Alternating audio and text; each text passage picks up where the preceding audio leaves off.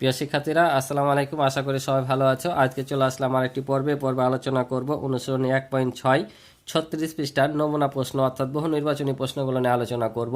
তো তোমরা শেষ পর্যন্ত ক্লাসটি দেখবে, আমি তোমাদেরকে সহজ করে বুঝিয়ে দেওয়ার চেষ্টা করব। এবং বহু নির্বাচনী প্রশ্ন তোমাদের সময় দেওয়া থাকে একটা প্রশ্নের জন্য 1 মিনিট, অর্থাৎ তোমরা যেন 1 মিনিটের মধ্যে উত্তর দিতে পারো সেভাবে আমি শিখিয়ে দেবো ইনশাল্লাহ।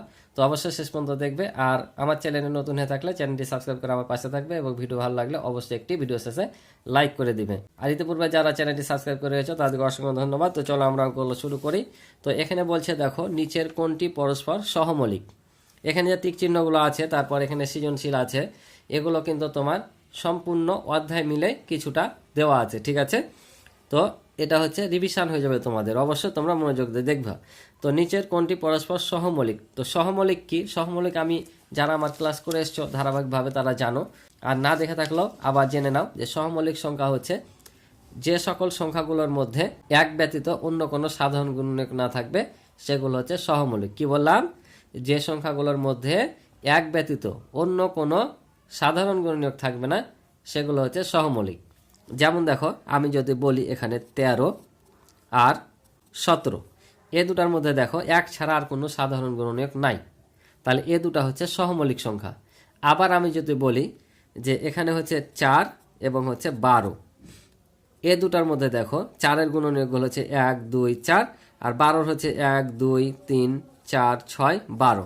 তার মানে দেখো এখানে 2 আছে, 4 আছে, তার মানে এক ছাড়াও আরও দুইটা গুণনীয়ক আছে। অর্থাৎ একের বেশি যদি গুণনীয়ক থেকে যায় তাহলে সেটা হচ্ছে সহমৌলিক হবে না। বুঝতে পারছো?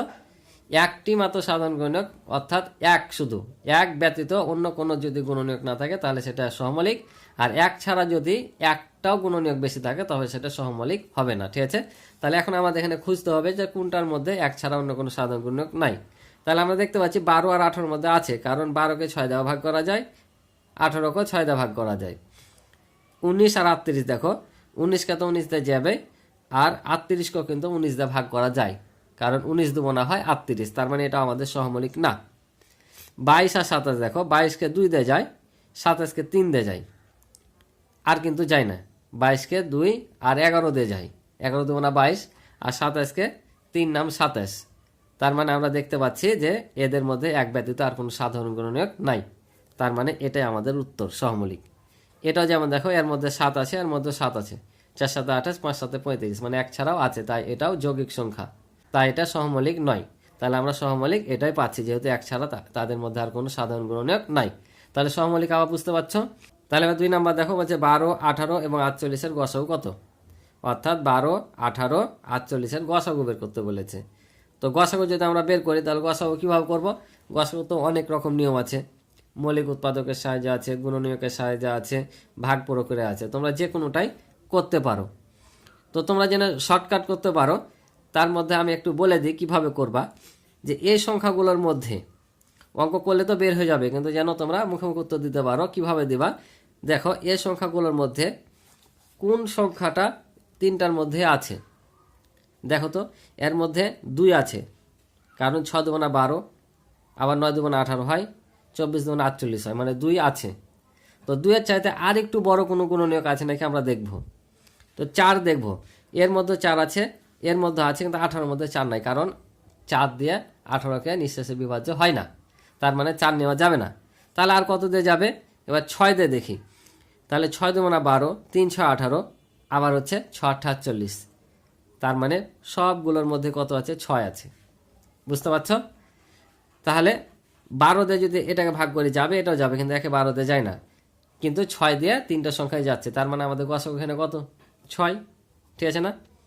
আবার যদি তোমরা বের করতে চাও, এখানে যে সংখ্যাগুলো থাকবে দেওয়া অপশন, এই সংখ্যাগুলো দিয়ে 3টে সংখ্যাকে ভাগ করে দেখবা, যে সংখ্যা দিয়ে 3টে সংখ্যায় নিঃশেষে বিভাজ্য হবে সেটাই হবে তোমার গসাগু। তাহলে আমরা যদি একটা 3 দিয়ে ভাগ করি তাহলে আমাদের এখানে কত হবে? 3 4 12, আবার 3 6 18, আবার 3 12 48, ভাগ হয়ে যাচ্ছে। এটাও কিন্তু গসাগু মধ্যে পড়ে, কিন্তু আমরা জানি যে গরিষ্ঠ সাধারণ গুণনীয়কের মধ্যে সবচাইতে যেটা বড় সেটাই হয় গসাগু, তাই না? তাহলে সে অনুযায়ী আমরা এখানে পাচ্ছি না, কারণ এখানে 6 আছে। যদি 6 না দেওয়া থাকতো তাহলে হয়তো 3 হতো, যেহেতু এখানে 6 দেওয়া আছে তাই আমাদের 6টা নিতে হবে, কারণ গরিষ্ঠ মানে কি বড়, গুণনীয়কের মধ্যে সাধারণ গুণনীয়কের মধ্যে যেটা বড় সেটা আমাদের নিতে হবে। তাহলে এটাও 3 দিয়ে বিভাজ্য হচ্ছে, কিন্তু যেহেতু 6 আছে এবং 6টা হচ্ছে সবচাইতে বড় গুণনীয়ক, তাই আমরা এখানে 6 নিব। আর 8 দিয়ে তো যাবে না, 12 দিয়ে হবে না, আমি বললাম, ঠিক আছে। তাহলে কেবলমাত্র 3টা সংখ্যাকে যদি ভাগ যায় এটা দিয়ে আর এটা দিয়ে যাচ্ছে, কিন্তু গুণনীয়কের মধ্যে যেটা বড় সেটাই নিতে হবে, তাই আমাদের গসাগু হবে এটা। আবার আমি যদি তোমরা যদি অঙ্কের মাধ্যমে করো তাও দেখো 12, 18, 48, তাই কি না? এভাবে যদি আমি করি তাহলে 2 দিয়ে যদি ভাগ করি দেখো কত হবে, 6 দেবো না 12, 9 দেবো না 18, 24 দেবো না 48। এবার 2 দিয়ে যাবে না, 3 দিয়ে যদি করি তাহলে দেখো 3 দেবো না 6, আর 3 তিরিকে 9, আর 3 8 24, আর কিন্তু যায় না। তাহলে আমরা যদি গসাগু করি তাহলে কি হবে, এগুলো গসাগু হবে, তাই কি না? তাহলে কত, 3 দেবো না 6, তাহলে আমাদের উত্তর হচ্ছে 6। আশা করি তোমরা বুঝতে পারছো। এবার দেখো পরের 3 নম্বর অঙ্কটা।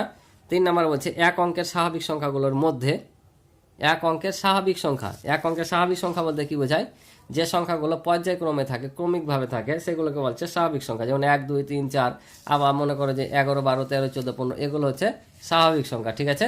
তাহলে আমি যদি 1 থেকে 9 পর্যন্ত স্বাভাবিক সংখ্যাগুলো লিখি, তাহলে দেখো 1 থেকে স্বাভাবিক সংখ্যাগুলো আমি লিখলাম।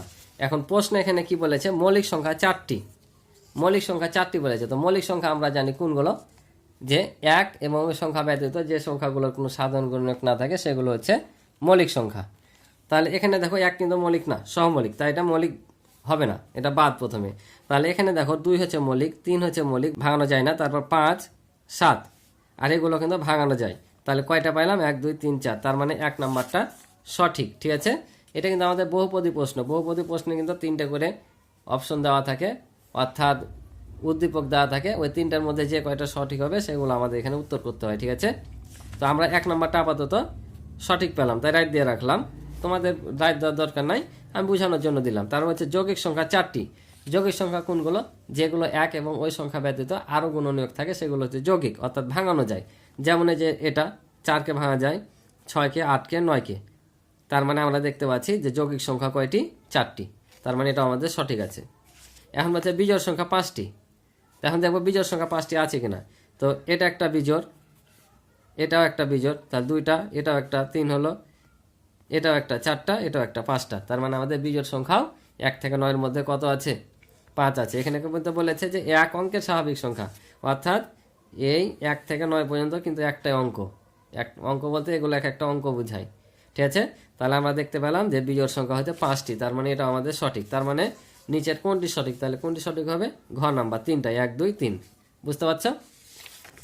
এবার দেখো নিচের তথ্যের আলোকে 4 ও 5 নং প্রশ্নের উত্তর দাও। এই যেখানে তথ্য দেওয়া আছে, অর্থাৎ ঘর দেওয়া আছে 1 2 3 4, 1 2 3 4 5 6, অর্থাৎ 4 6 24, 24টি ঘর আছে। এখন বলছে বর্গাকার চিত্রের প্রতিটি আয়তক্ষেত্রের সমান।